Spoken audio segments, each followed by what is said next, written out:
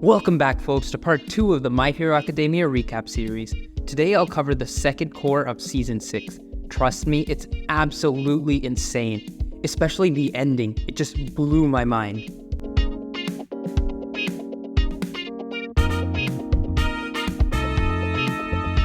We begin with a flashback depicting the events leading up to the assault on Gunga Villa and Jaku Hospital, where Destro was invited to the Public Safety Commission's headquarters to construct a business deal. It turns out the deal was a sham. The Public Safety Commission attacks Destro, where Destro plays Mirror Force and murders the chairwoman. The Public Safety Commission is thrown into disarray, even as the heroes launch their attack on Garaki and the PLF. Still, Destro gets captured in the battle at Gunga Villa. To summarize the battle, here are the key PLF members that were either captured or killed. Destro, captured. Kyudai Garaki, captured. Gigantomatia, captured. Mr. Compress, captured. Geten, captured. Koku Hanata, captured. Twice, killed. An additional 16,929 PLF members were captured, as well as the PLF sympathizers within the heroes' ranks. The escapees include Himiko Toga, Shigaraki, 7 Nomus, Spinner, Dabi, and Skeptic. And here's a list of some of the key heroes that were captured or killed. Midnight, killed. Majestic, killed. Endeavor, hurt. Mirko, hurt. Hawks, hurt. Eraserhead, hurt. Oh, I should mention that I call the version of Shigaraki inhabited by All For One Bob. So, Bob and the Nomus attack Tartarus, the maximum security prison where All For One is held. Bob uses his EMP quirk to disable Tartarus' security system. In the fraction of the second the system is down, All For One activates his own EMP quirk to permanently disable it. All the prisoners are freed, including All For One, Muscular, Kai Jisaki, and Stain. Kai in particular is freed by an obscenely pretty lady. All For One and his posse attack 7 other prisons, with 6 of them facing a significant jailbreak. Over 10,000 prisoners are released. But it gets even worse than that. After the train of non-stop horrible events, the general public's faith in the heroes is completely annihilated. Endeavor and Hawks are particularly hated. The next episode gives us some insight into the childhood of Hawks, also known as Takami Keiko. In short, Takami's father killed someone. Thus, Takami, his mother, and his father are forced to live on the run. Takami's father runs to go get the milk and is caught by Endeavor. The Public Safety Commission finds Takami and his mother and offers the mother a deal. She'll be pardoned and live comfortably for the rest of her life, if and only if she gives up Takami to the Public Safety Commission's experimental hero training program. She agrees, and Takami is trained to become the Hawks we know and love today. In the present, Hawks visits his mother's home. He finds a letter from her saying, "Dear Keiko, I'm sorry. Scary men came into the house and threatened me, saying, 'Tell us about your family.' I ended up telling them everything about you and your father." Oh, so this is how Dabi knew Hawk's real name. In the present, the lack of faith in the heroes causes illegal support items to flood the markets. Since the common people have no experience at all in wielding this all-powerful weaponry, it obviously leads to chaos and destruction every single time it's used. The hatred towards heroes festers so much that countless heroes quit, including but not limited to the number 9 hero Yorui Musha. Rei, Shoto, Fuyumi, and Natsuo visit Endeavor in the hospital to discuss Dabi. We view a flashback into the upbringing of the Todoroki children, even though it's totally illegal and immoral. Endeavor marries Rei Himura simply to bear the most powerful quirk imaginable.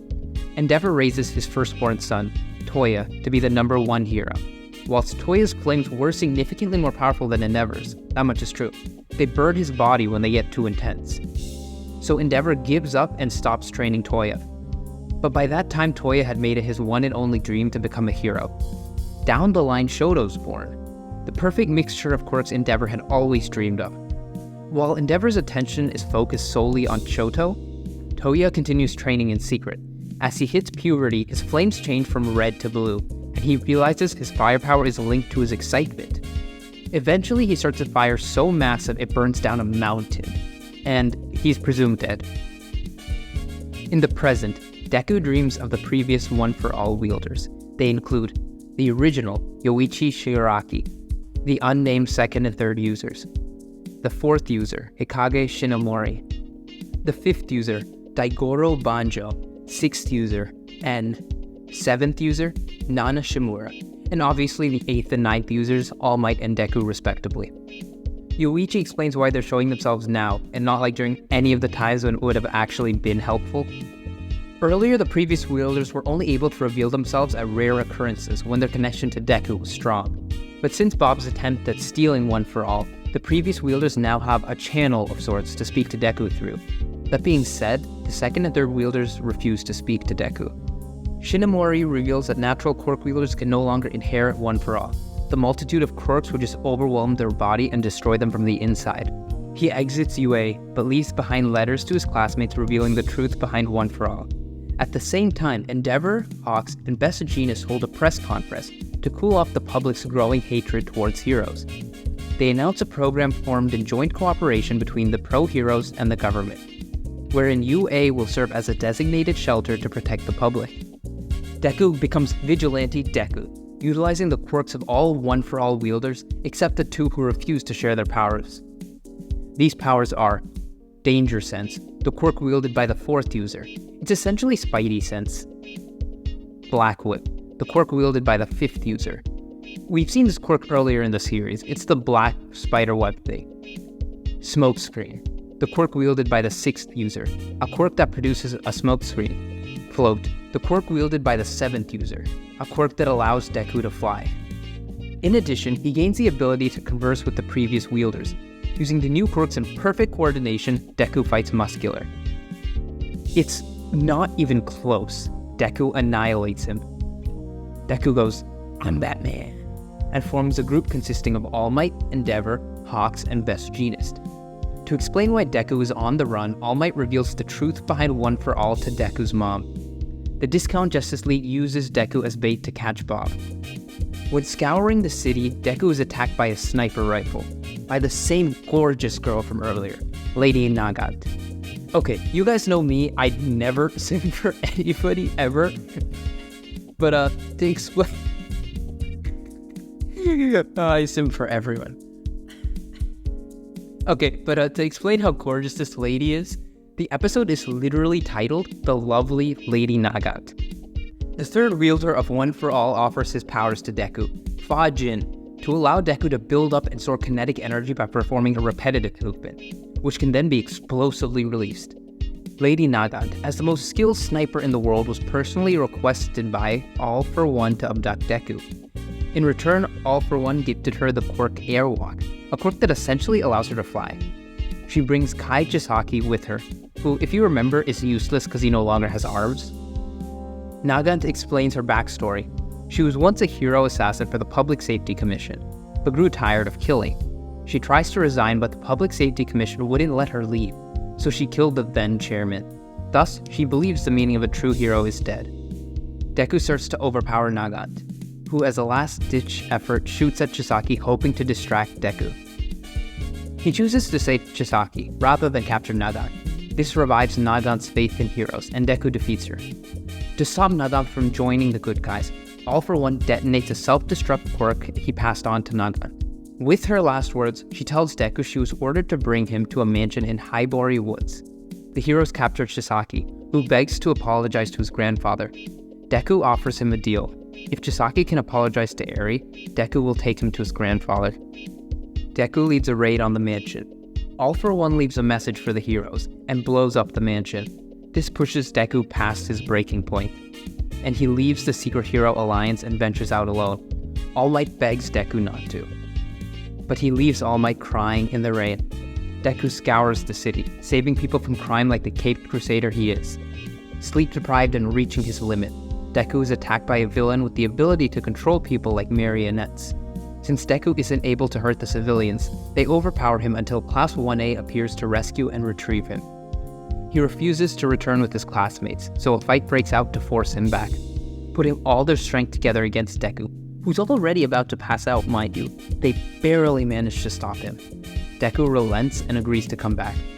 By now, rumors have spread to the general public that All For One is after Deku, and the civilians protected at UA riot and refuse to let Deku enter, for fear of their own safety. This is honestly totally understandable, but Principal Nezu upgraded this defense system to be on the level of Tartarus. Besides the state-of-the-art barrier surrounding it now, the land under UA itself is able to move and relocate itself to Shiketsu Academy. It also has additional protective measures designed to counter the quirks of villains like Shigaraki and Toga. But anyway, Ochako gives a rousing and heartfelt speech and tries to convince the civilians to allow Deku in. Kota, a kid from earlier in the series, and a girl Deku saved, run to Deku's aid. The civilians decide to let Deku in. Just a small piece of the faith lost in the heroes is restored. As Deku recovers, a broken All Might visits his vandalized statue. He runs into Stain, who refuses to believe this is the true All Might. The real All Might would never give up. So Stain shows All Might a woman cleaning his statue. The woman was the last person All Might ever saved, and All Might regains some of his motivation to continue pushing forward. Before leaving, Stain hands him information retrieved from Tartarus. Using the information, the heroes figure out Shigaraki's body will be fully completed in just 3 days. So an international summit is called. All nations are facing their own problems due to All for One, and they're obviously unable to send support. Only one hero leaves to support Japan, America's #1 heroine and All Might student, Star and Stripe. Oh my god, every time I watch the new season of My Hero, I just think to myself, it can't possibly get any better than this. But then somehow it just does it every single season. I'm glad you enjoyed the video enough to watch to the end. That's it for today. See you next time.